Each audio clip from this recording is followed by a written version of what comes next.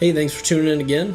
We're doing the second movie of the MCU recap, getting you guys ready for Avengers Endgame coming out towards the end of the month. So, The Incredible Hulk is the second film in the MCU, and pretty forgotten. I feel like a lot of people don't remember that that was actually in the movie. The only thing that really ties it into the MCU is that Tony Stark shows up at the end, saying that he kind of wants to get the Hulk in on the Avengers squad.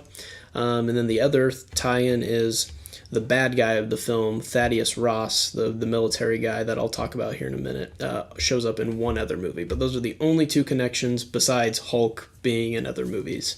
But I think another reason why this one gets forgotten is the Hulk was recasted later on. So that's Edward Norton in this film, and then it ends up being Mark Ruffalo in Avengers.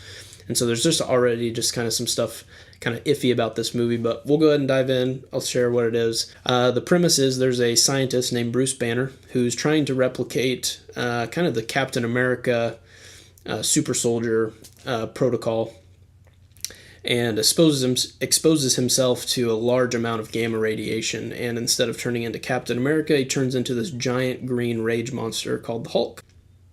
And that's pretty much the story. But anyway, there's some other things that happen in the plot. You find out that unlike the comics, it's not tied to anger. It's actually tied to his heart rate, but after his heart reaches a certain level, he just turns into this giant green monster and can't really control it. He doesn't want to become the Hulk because it's almost like two separate people. When the Hulk comes out, he doesn't really know what happens. He just wakes up the next morning with shredded clothes and all this stuff.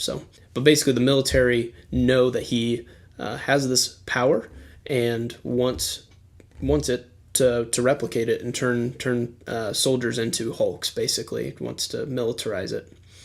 And so Bruce is basically on the run for most of the film, trying to flee because he knows as soon as they get this power that if it's in the wrong hands, it could go bad, because it's already going bad in his hands, and he's not even trying to be evil with it. So they hire some special military guys to take him out. They get injured, and one of them wants to take the Hulk on one-on-one. So he eventually pumps himself with the Hulk serum as well. He gets his hands on it finally because of some blood tests that took place, and he gets Bruce Banner's blood. It becomes this thing called the Abomination, and he's unlike the Hulk. When he finally transforms, he just stays the Abomination forever. And he's just this giant tan version, so he's really gross looking and kind of like looks like a dinosaur. They basically duke it out and fight, and Hulk finally gets a way to... Bruce figures out a way to control the Hulk just enough, kind of to aim the Hulk, if you will.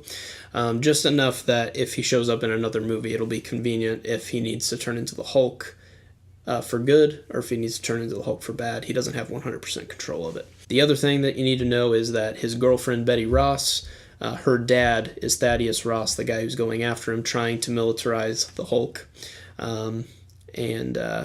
Unfortunately, his love interest, Betty, just never will get to be with Bruce because he'll always be on the run as long as people are after him, until we get to the Avengers, and then we find out that everybody's okay with the Hulk and he can live a normal life then.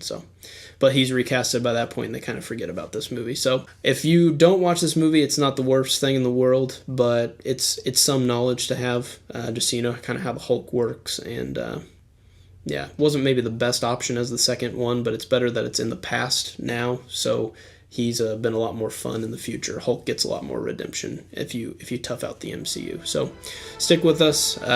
Tomorrow we're going to be talking about Iron Man 2, and then we'll be getting our way through Phase 1, and then, yeah, if you stick with us, you'll be all set by Endgame. So thanks.